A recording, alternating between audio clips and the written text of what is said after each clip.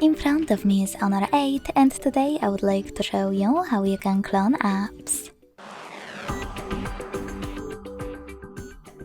Begin by launching Settings and scrolling down to access apps over here.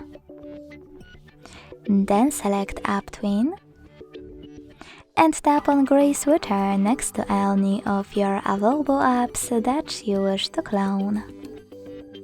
Following that, just wait. So now, when I go back and check my apps, I can see that mine was successfully cloned. If you wish to delete this clone, go back to the same settings.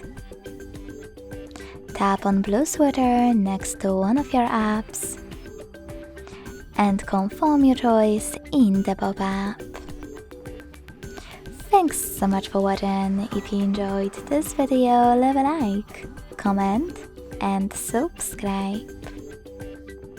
Bye!